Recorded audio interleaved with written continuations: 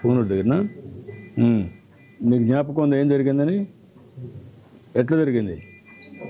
ముందు వాళ్ళు గేట్ వచ్చారనే అనుకూల వాళ్ళు చేసినారు. ఇబ్బంది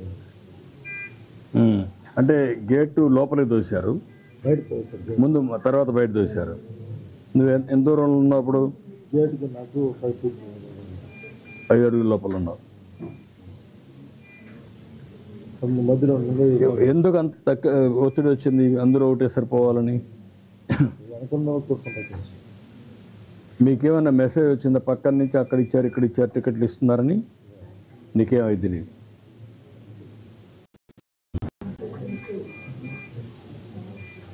ఎన్నిసార్లు వచ్చావు? 6సారి. అమ్మా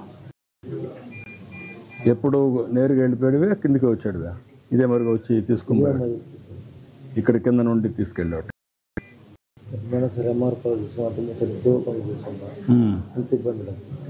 అప్పుడు ఇంత ఇబ్బంది లేదు. ఏంటి కారణం ఏంటి ఈసారి ఇబ్బంది రావడానికి? ఈసారి టైమింగ్ చెప్పేసినారు, ముందు వచ్చేసినారు.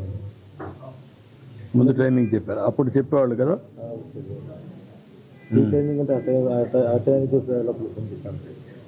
ఆ టైంకి వచ్చేవాళ్ళు పంపించేసేవాళ్ళు అప్పట్లో.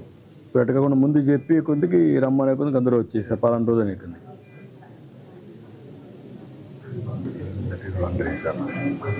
చూద్దాం.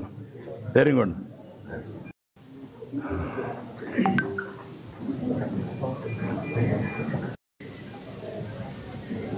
సాయంత్రం ఇచ్చుకుంటే ఏం రాస్తాం సార్? ఏ రాత్రికో ఇస్తే ఎవరి మీద ఎవరు పడుతుంది అనేది కూడా అర్థం కాకపోతే. ఇంత ముందు ఎన్నిసార్లు వచ్చావు మనం? రాలే సార్, ఈసారి ఫస్ట్ టైం వచ్చావమ్మా. పిల్లలు మీరేం చేస్తారమ్మా అక్కడ? ఏమ్మా? సార్ పిల్లలు ఏం చేస్తారు?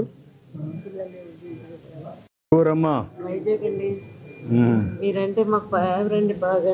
అదే మా తండ్రి సారీ. మిమ్మల్ని చూస్తానంటే దగ్గరలో చూస్తానని మీ కళ్ళలో కూడా అంచుల వరకు వెళ్ళి వచ్చాను సార్. మేము 11 మంది వచ్చామండి. 11 మంది నాతో వచ్చిన అమ్మాయి చనిపోయాడండి. నేను అమ్మాయి ఏమన్నా మీకు బంధువు ఏమన్నా కావాలమ్మా? బంధువండి. ఎట్లమ్మా? రిలేటివ్, సొంతం అండి. సొంతం అమ్మా. Very good, very good. దైవ నిర్ణయం. మిమ్మల్ని ఇలా చూస్తాను అనుకోలేదు. థ్యాంక్ యూ అమ్మా. Very good, very good, very good.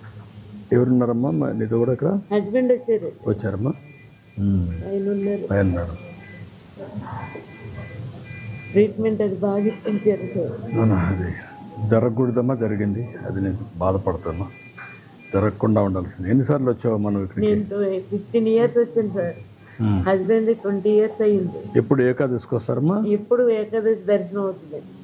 ఈసారి దగ్గరలో ఉన్నాను సార్. ఓ 10 మంది తర్వాత మేమే లైన్లోనే. మీ 10 మంది వెళ్ళేలోగండి 100 జనం వచ్చేసారండి. మేము ఎలాగ వెళ్ళాం కూడా కాళ్ళు వాళ్ళ చేతులు అలా తోసుకుంటూ నూతిలో పడేసినట్టు పడిపోయారు అందరూ. ఆ ముందున్న వాళ్ళు అందరూ అలా పడిపోయారు కదమ్మా. పాత రోజులకి ఇప్పటికి నీకేంటి ఇవన్నీ చూసిన తర్వాత? సార్ మీరు మేడం అక్కడ కొండ మీద అండి 2 రోజులు కూర్చొని నడుచుకుంటూ 32 గంటలు మేము నడుచుకొని వెళ్ళినా మాకు చాలా ఆనందంగా ఉండేది సార్ అప్పుడు. ఇప్పుడు కింద ఇన్ని అవస్థలు 3 దిక్కలకి వెళ్ళి 3 దిక్కల చాలా రెస్ట్గా ఉంటే ఇక్కడ ఖాళీ ఉందని వచ్చాను సార్. నాకు ఇన్ని సంవత్సరాలకి ఇదే కష్టం అనిపించింది సార్.